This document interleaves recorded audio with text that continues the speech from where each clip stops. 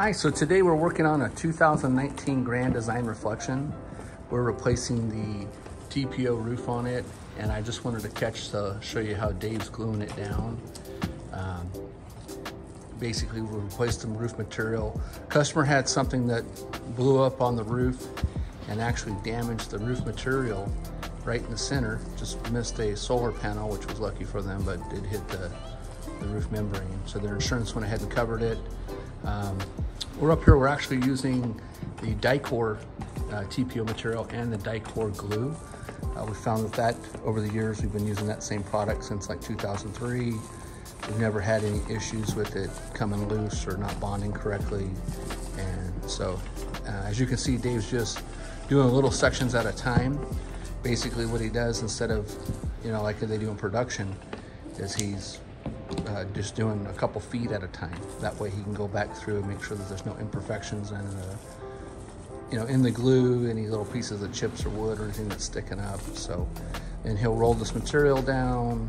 He'll use a squeegee to get any bubbles and stuff out of it, and go back with some rags to help smooth it down even more, make sure there's nothing underneath. If there is, then the nice thing about this is he can actually roll the material back, pick out or correct any issues, and then roll it back in place.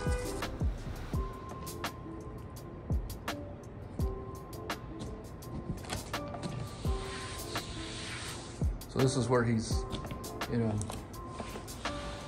working out any bubbles. And of course, there's always gonna be something underneath the roof material. Wood's not perfect, especially OSB. And, so even the rubber itself sometimes will have little like mars or defects in it or whatever from where they've packaged it and rolled it out. But he's working out any bubbles in it. And then seeing, of course, if he sees anything that's weird, if there is, and all he has to simply do at this point is roll that material back out, handle the situation, and redo the same thing that he just did. Oh, and see, there's something that he didn't like.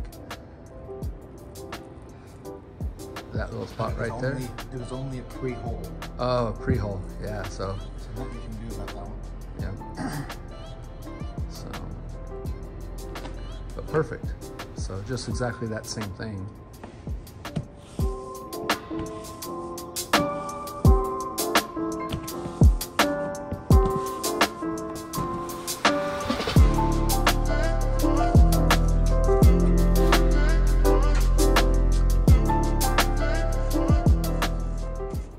So David here is pretty much our master roofer.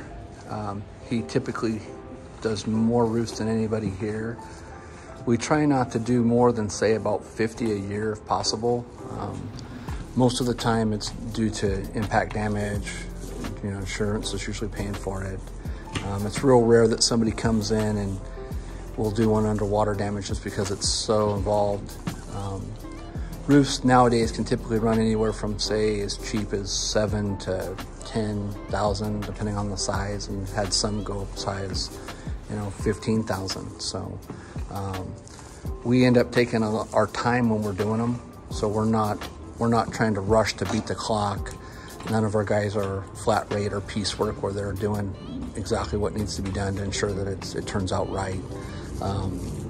Typically when we're doing a roof, we'll say in this example, I think this one was like 40 or 50 hours. Well, by the time we're done with it, we'll probably have 60 to 80 hours into it, just because we're going through and taking a lot more additional steps than most people would. At that point, I just don't really want the owners to have problems or it to come back on us, or, something got missed. Something that was just brought up a couple minutes ago was David was expressing that when he did pull apart this roof during manufacturing, they had not pulled off the backside of the tape on the putty tape for the front cap molding, as well as on the rear molding. You said that there was nothing on it at all, correct? On the gutters? And nothing on the gutters. So it was missing putty on the rear molding, as well as no putty tape on the side moldings or underneath the side of the membrane itself. So it's just strictly screws and the self-leveling, or the non-sag sealant that was sealing it? Yeah. Yeah. Okay. Yeah. Absolutely. So, and then as you can see, yeah, this is a sticky tape. It's got putty underneath of it to act like a vapor barrier. And again, there's nothing on the sides where it had putty tape underneath of it. So, hey, don't click off just yet. I've linked some other videos for you where you can see what else is going on in the shop, as well as some of the products that we're offering in the store.